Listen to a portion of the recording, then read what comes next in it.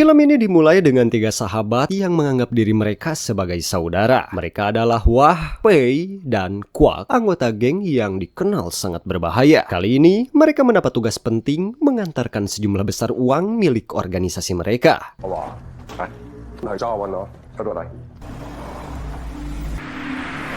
Namun, saat dalam perjalanan menuju lokasi tujuan, mobil yang mereka kendarai tiba-tiba berhenti di tengah jalan.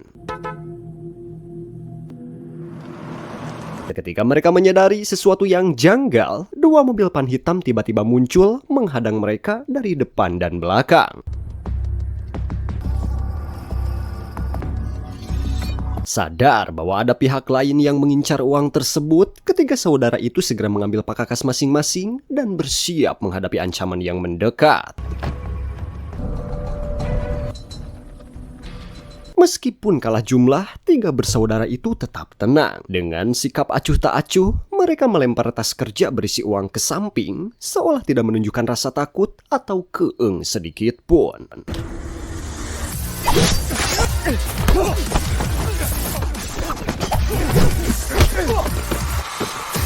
Untuk membingungkan musuh, mereka berpencar dan berlari ke arah yang berbeda. Wah, sebagai yang dikolotnakeun di antara mereka, memilih untuk menghadapi para penyerang secara langsung dalam pertarungan sengit.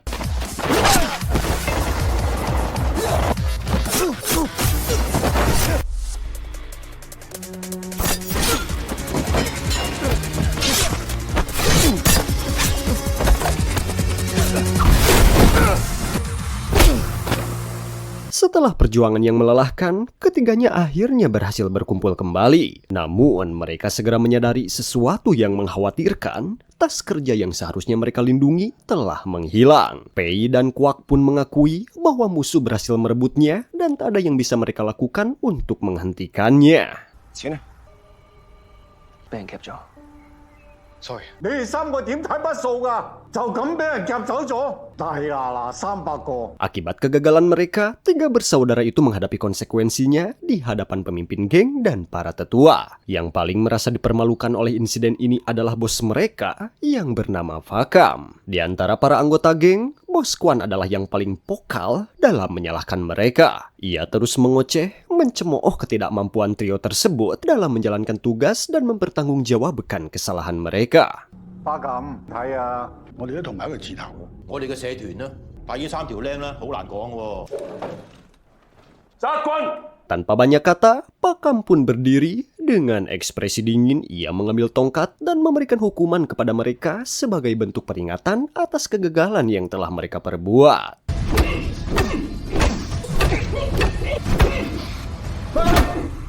Setelah insiden itu, Bos Kwan terlihat mendekati beberapa pemimpin geng lainnya. Ia tengah berusaha menggalang dukungan menjelang pemilihan pemimpin baru yang akan berlangsung dalam beberapa minggu. Pemimpin yang terpilih nantinya tidak hanya akan mengawasi seluruh geng, tetapi juga mengendalikan bisnis mereka. Demi mengamankan posisinya, Kwan mencoba memikat dan membujuk para bos agar mendukungnya. Namun sayangnya, usahanya tidak membuahkan hasil. Para pemimpin geng dengan jelas melihat bahwa Pakam adalah sosok yang paling layak memegang kendali. 就唔好出嚟選啦。阿群嘥時間。我點都唔信我出嚟選我會輸。 Sementara itu, Wah, Pei, dan Kwak berendam di sauna untuk meredakan luka memar di tubuh mereka akibat kejadian hari itu. Tak lama kemudian, Bos Kam bergabung dengan mereka. Dengan nada tenang, ia meminta maaf karena harus menghukum mereka sebelumnya. Ia lalu menjelaskan bahwa itu adalah sesuatu yang perlu dilakukan demi menjaga martabat geng. Wah, Pei, dan Kwak memahami sepenuhnya alasan tersebut. Mereka tidak menyimpan dendam karena tahu bahwa Bos Kam bukan hanya seorang pemimpin yang tegas, tetapi juga seseorang yang peduli terhadap anak buahnya.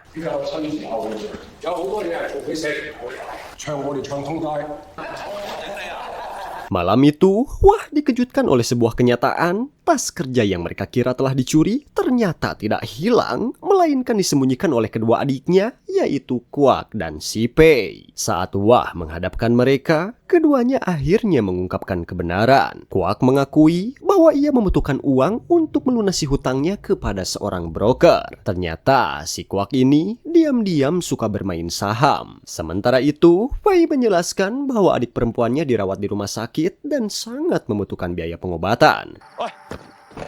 我唔會有事，要換骨髓先有得救。 Wah pun terjebak dalam dilema yang sulit. Ia memahami kesulitan yang dihadapi saudara-saudaranya, sekaligus menyadari resiko besar jika uang geng digunakan tanpa izin. Setelah mendengar penjelasan mereka, dengan berat hati, Wah akhirnya setuju untuk meminjam sebagian uang itu guna menutupi biaya rumah sakit adik Pei. 你明晒啦，唔好怪佢。你兩個契哥嚟探你，你哋兩個都知啦。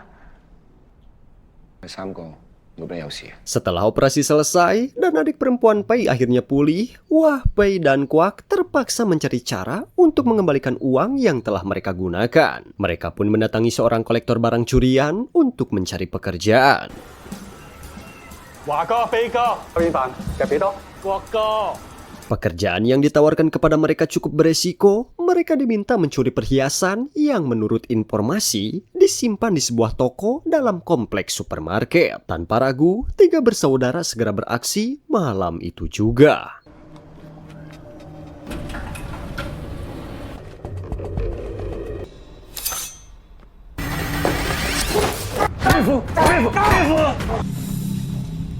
Namun, saat berhasil masuk ke lokasi, mereka dikejutkan oleh kenyataan yang tak terduga. Target mereka bukanlah perhiasan, melainkan narkoboy. Meskipun sempat terkejut, mereka sudah terlanjur masuk terlalu dalam. Tidak ada jalan untuk mundur, sehingga mereka memutuskan untuk tetap melanjutkan rencana. Tiba-tiba, sekelompok preman bersenjata muncul dengan tujuan merebut narkoboy tersebut.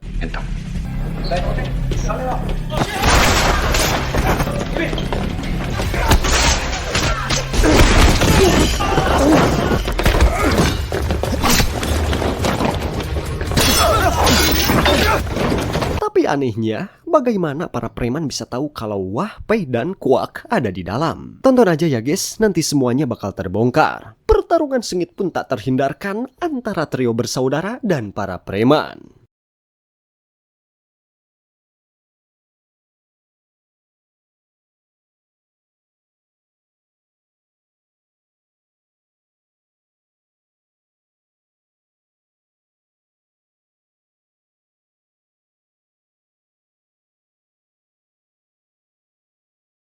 Setelah perkelahian sengit itu, Wah, Pei, dan Kwak langsung menemui sang kolektor untuk meminta penjelasan. Dengan tatapan serius, sang kolektor akhirnya berterus terang. Ia mengungkapkan bahwa target mereka sejak awal memanglah narkoboy, bukan perhiasan seperti yang mereka kira. Mereka pun sangat terkejut mendengar kabar itu, karena narkoba yang mereka curi ternyata milik bos Kwan sendiri. Meskipun ada penipuan yang terjadi di antara mereka, sang kolektor tetap memenuhi janjinya. Ia membayar Wah, Pei, dan Kwak sesuai dengan jumlah yang telah disepakati. Wah memutuskan untuk menggunakan sebagian uang yang mereka dapatkan untuk mengganti apa yang telah mereka ambil dari dana geng. Sementara sisanya diberikan kepada Pei dan Kwak untuk menutupi kebutuhan pribadi mereka. Pei menerima uang tersebut untuk biaya pengobatan adik perempuannya yang masih berlangsung, sementara Kwak menggunakannya untuk melunasi hutangnya.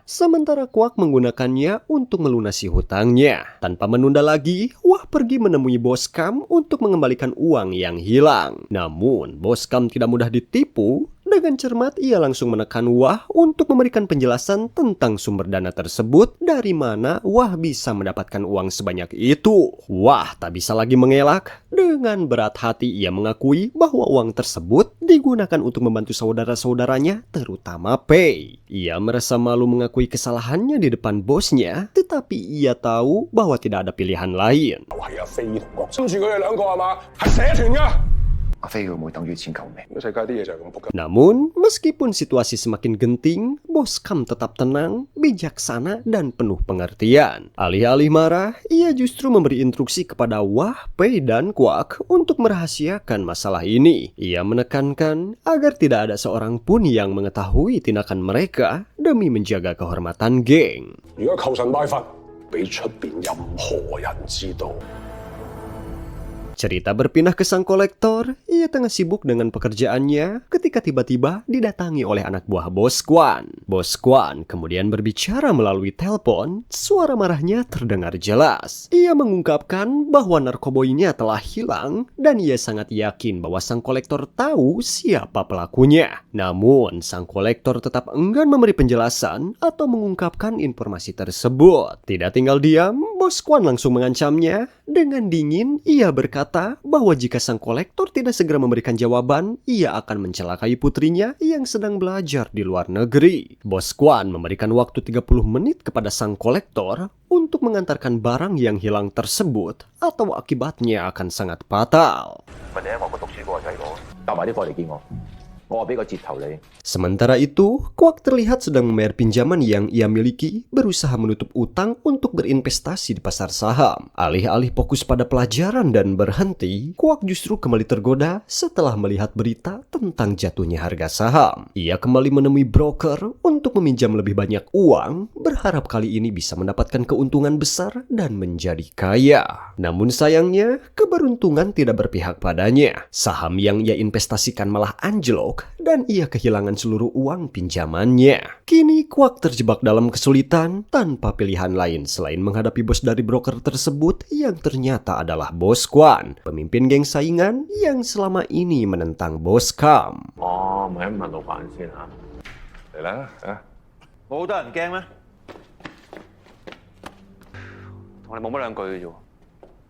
Keadaan semakin memburuk, sang kolektor yang juga berada di sana dipukuli dengan sangat parah. Dalam keadaan yang semakin tak berdaya, sang kolektor akhirnya mengungkapkan bahwa pelaku yang mencuri narkoboy milik Bos Kwan adalah Kwak.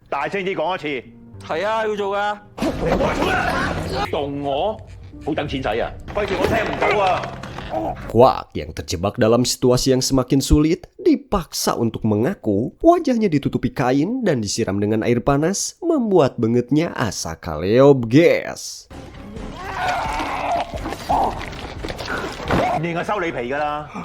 Setelah melalui penderitaan yang tak terbayangkan, akhirnya Kwak pun tak bisa menghindar lagi. Dengan berat hati, ia terpaksa mengakuinya.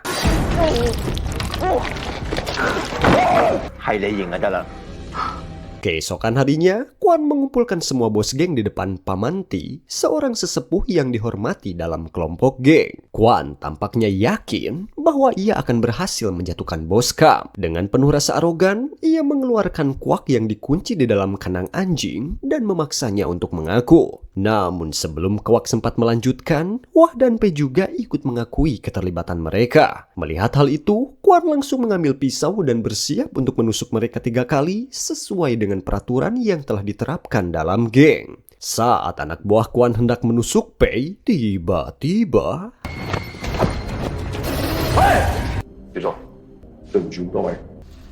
Ya, Bos Kam yang merupakan pemimpin dari ketiga mereka siap bertanggung jawab atas tindakan bawahannya dan rela mengorbankan satu tangannya untuk menebus kesalahan mereka.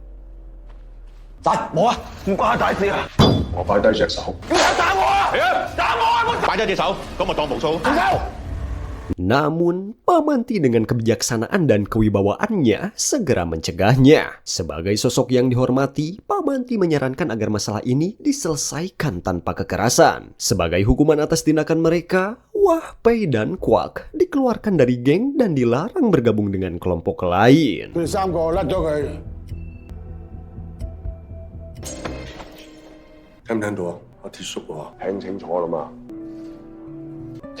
Beberapa waktu kemudian, di sebuah jembatan layang, Wah terlihat berdiri menghadapi Pei dan Kwak. Frustasi yang telah lama terpendam akhirnya meledak, terutama kepada Kwak yang dirasakannya selalu menjadi beban bagi dirinya dan kelompok geng. Kwak dengan wajah penuh penyesalan merasa tidak ada lagi tempat untuknya di tengah-tengah ketegangan yang ada. Dengan keputusan yang berat, ia memutuskan untuk berpisah dari trio bersaudara itu.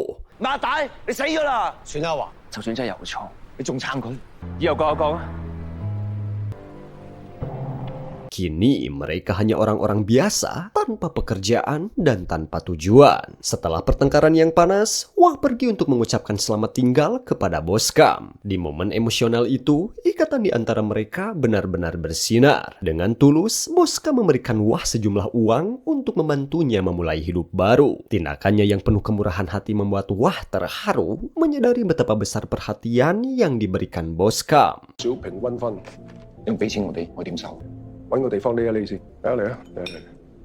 Setelah mengucapkan selamat tinggal, Bos Kam pergi menemui Bos Kwan untuk membahas masalah penting. Setelah bertahun-tahun berada di dunia geng, Bos Kam tahu betul karakter dan pola pikir Bos Kwan. Meskipun Wah Pei dan Kwak tidak lagi menjadi bagian dari geng, Bos Kwan masih berusaha untuk membalas dendam karena mereka telah mencuri narkoboinya. Untuk mencegah hal ini, Bos Kam dengan penuh kesungguhan memohon kepada Kwan untuk mengampuni nyawa mereka. Ia bahkan menawarkan untuk mundur dari pemilihan kepemimpinan yang akan datang sebagai bentuk pengorbanan demi keselamatan mereka. 我點搞唔得先？ 硬路佢哋三個行嘅，老楚你數。 Namun, begitu Bos Kam pergi, Kwan tak tinggal diam. Ia segera mengirim anak buahnya untuk memburu Pei dan Wah di lokasi yang terpisah. Untungnya, Wah dan Pei berhasil melawan dan selamat dari serangan tersebut.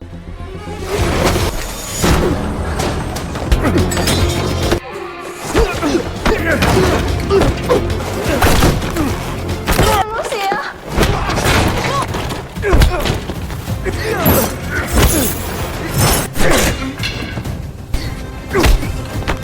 我報咗警㗎啦，快啲報仇啊！ Namun pembalasan dari Kwan tidak berhenti sampai di situ. Ia mengirim orang-orang terbaiknya untuk mengkojorkan Bos Kam di kediamannya sendiri. Dengan reputasinya sebagai pemimpin yang tangguh, Bos Kam tetap tenang saat menghadapi serangan dari anak buah Kwan. 食翻口煙先得唔得啊？ Kolot mah santai guys, gelutnya juga. Tuh.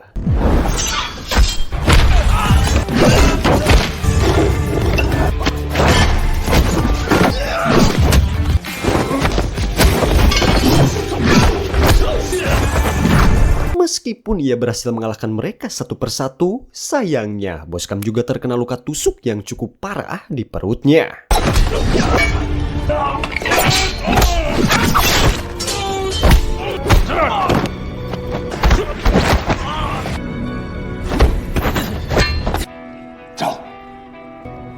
Ketika Wah akhirnya tiba di kediaman Bos Kam, ia sudah terlambat. Bos Kam sudah tidak walakaya akibat tusukan yang menembus organ dalamnya. Dengan wajah penuh keputusasaan, Wah hanya bisa berdiri di sampingnya tanpa daya. Ia menyaksikan dengan hati hancur saat Bos Kam menghembuskan napas terakhirnya meninggalkan dunia ini dalam diam. 手啊，掉一條手。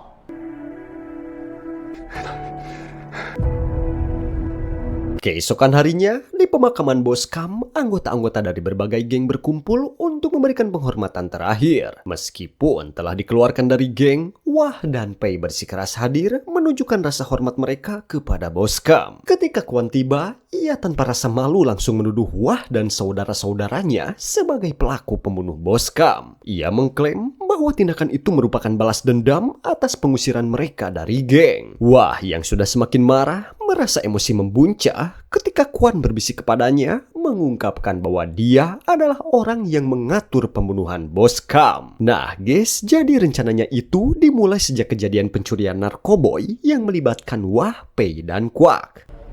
係我隊嘅，成白事走出嚟咁咪揼多腳，盡嘢講嘢。 你當我死嘅啊？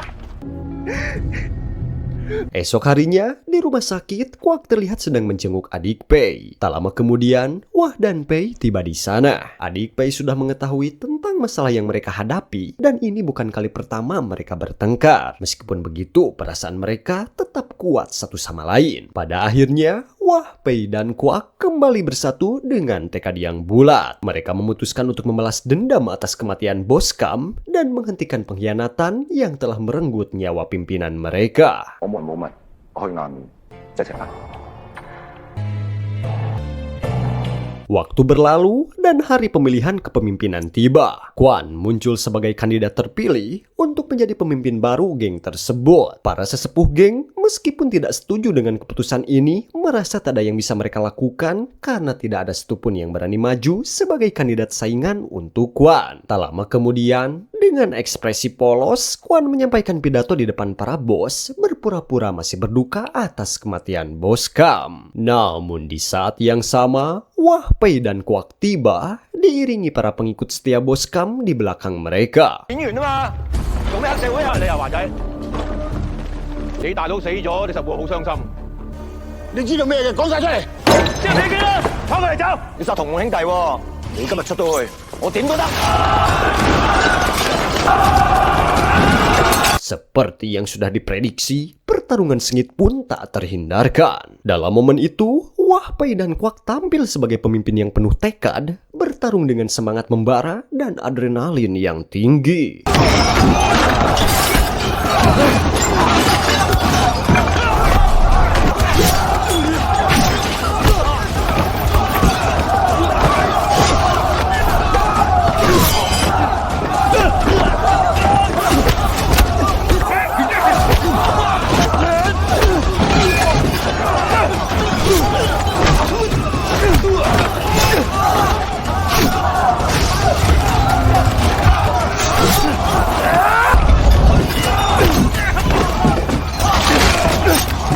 Namun dalam kekacauan itu, Quack secara tidak sengaja merusak tiang bambu yang menjulang tinggi. Akibatnya, tiang tersebut runtuh dan menimpa banyak orang termasuk Quan.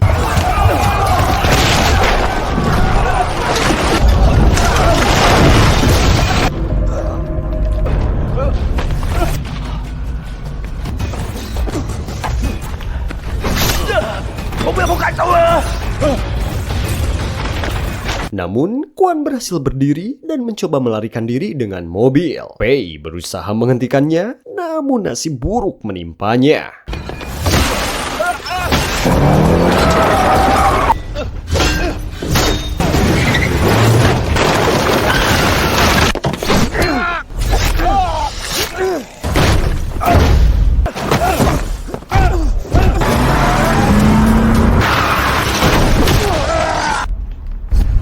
Wah yang diliputi amarah melihat Pei tertusuk tiang bambu. Sementara itu, Quack berhasil naik ke mobil dan memberikan serangan terakhir pada Quan, tetapi ia juga terkena sabetan di lehernya.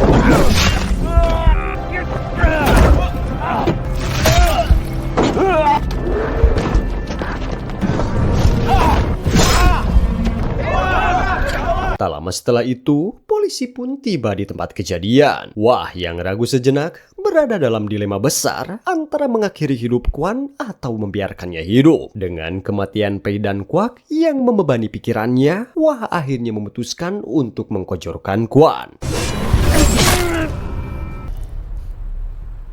Polisi yang melihat itu tidak punya pilihan selain mengambil tindakan tegas. Mereka menembak Wah, mengakhiri pertempuran itu dengan tragis.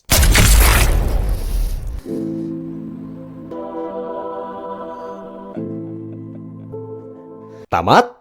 Oke guys, gimana tuh ceritanya? Seru kan? Kesan moral cerita ini memberikan gambaran nyata tentang betapa pentingnya pengendalian diri, keputusan yang bijak, dan bagaimana pilihan kita dalam hidup dapat memengaruhi masa depan dan orang-orang di sekitar kita. Nah, keinginan untuk membalas dendam jika tidak dikendalikan bisa berujung pada kehancuran. Terkadang lebih baik untuk mencari jalan keluar dengan cara yang lebih bijaksana dan damai daripada terperangkap dalam lingkaran kekerasan dan balas dendam yang tak berujung. Nah guys ya, mungkin itu saja ya yang dapat Mimin sampaikan.